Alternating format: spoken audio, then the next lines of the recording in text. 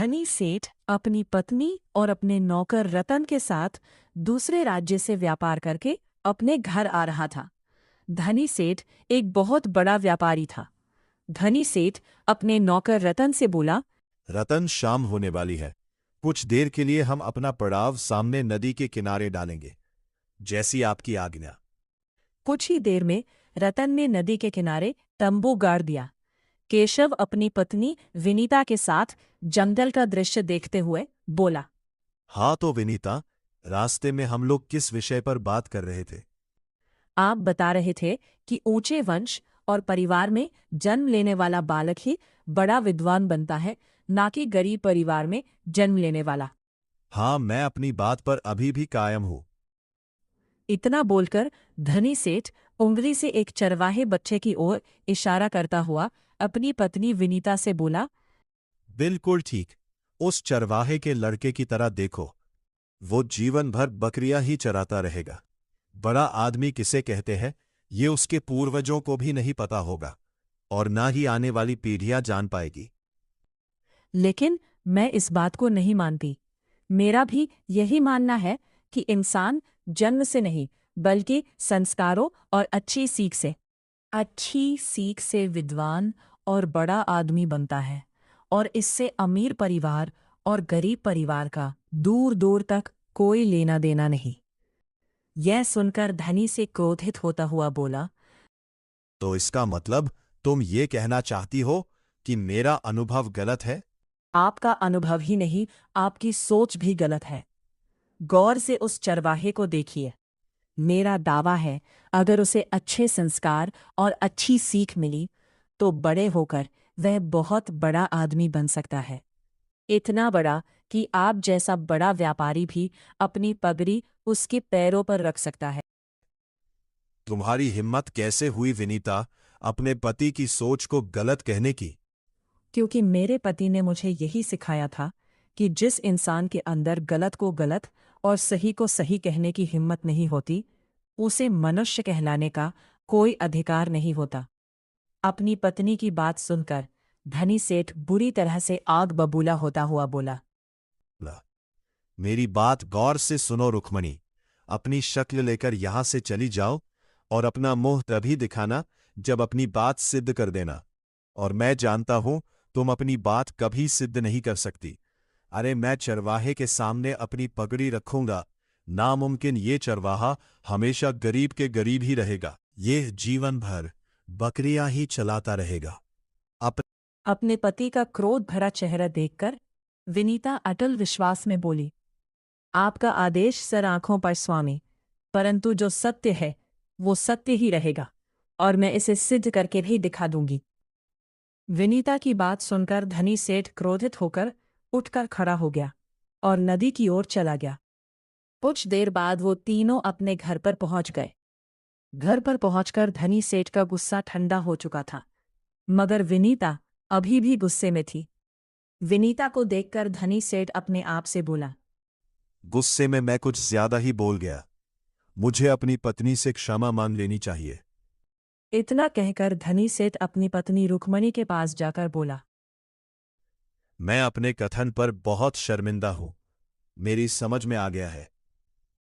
अपने पति की बात सुनकर विनीता मुस्कुराती हुई बोली, स्वामी, मुंह से निकली बात और कमान से निकला हुआ तीर कभी भी वापस नहीं आता।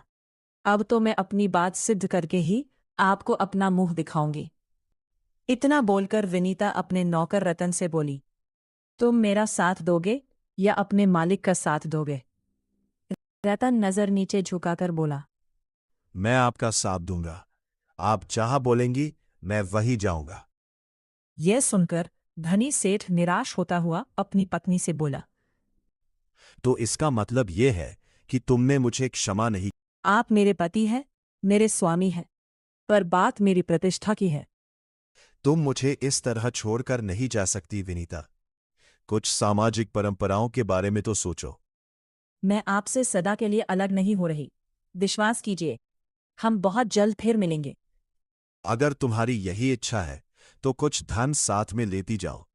तुम्हें उसकी जरूरत पड़ सकती। नहीं, उसकी जरूरत नहीं स्वामी। मैं भी एक व्यापारी की पुत्री हूँ। अपनी बुद्धि से धन कमाना जानती हूँ।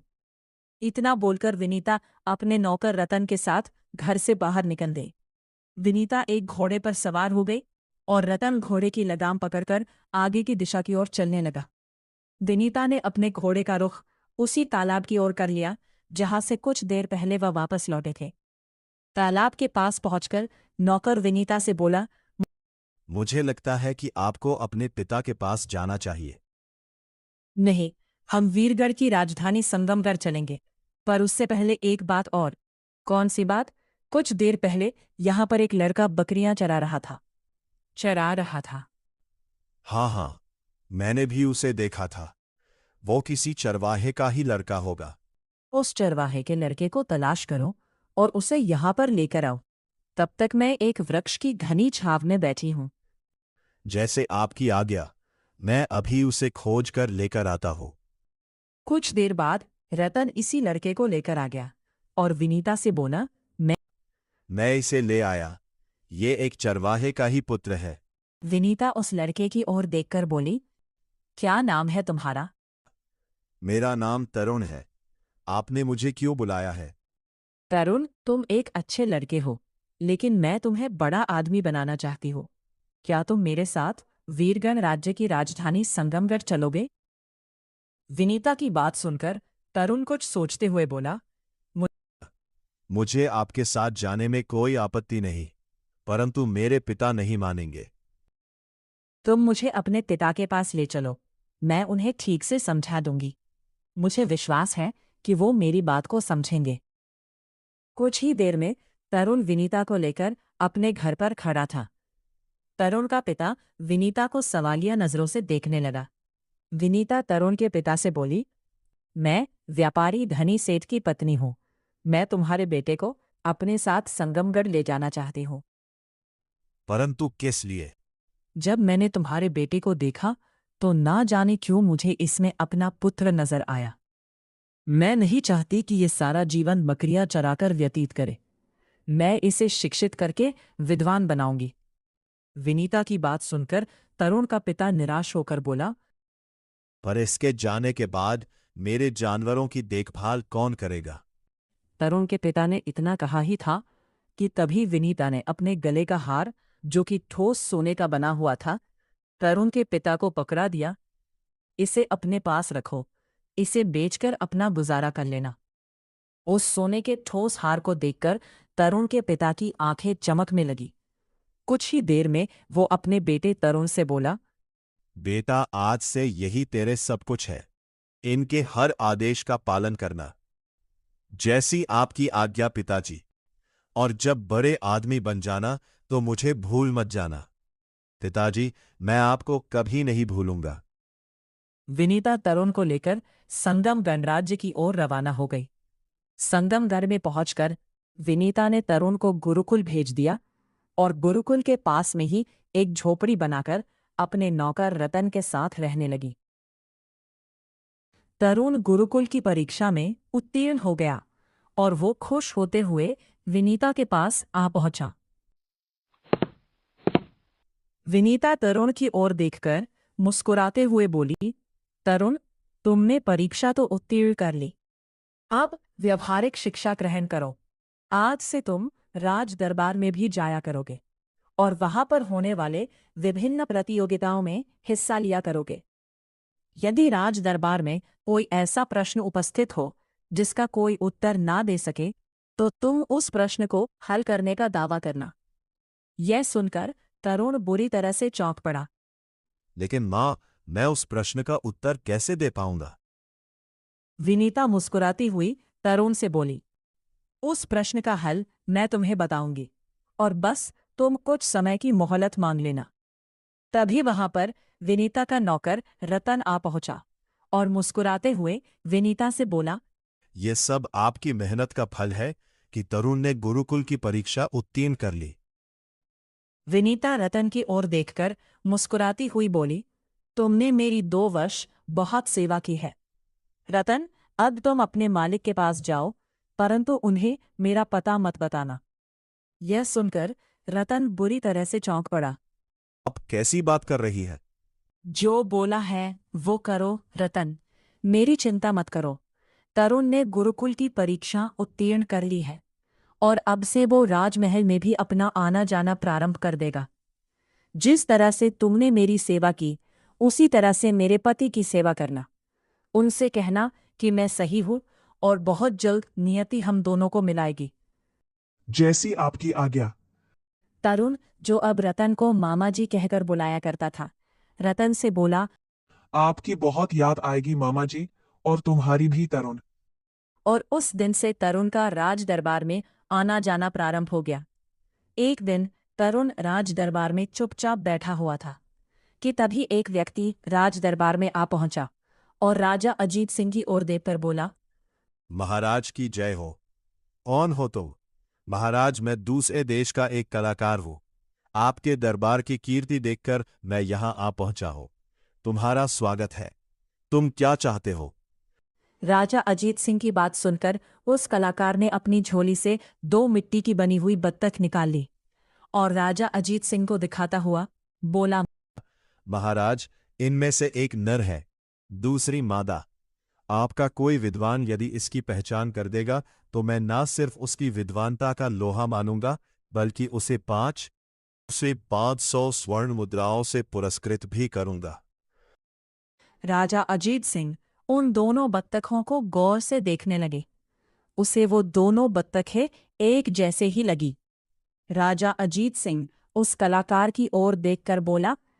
वो बिल्कुल एक जैसी है, पहचानना बहुत मुश्किल है। मुझे नहीं लगता कि मेरे दरबार का कोई भी इस पहेली को हल कर सकता है। इतना बोलकर राजा अजीत सिंह अपने मंत्री जगन्नाथ से बोला। मंत्री, तुम्हें ऐसे मामलों में बहुत फर्क है। तुम कोशिश कर सकते हो। महाराज, यह कारीगरी का अद्भुत नमूना है।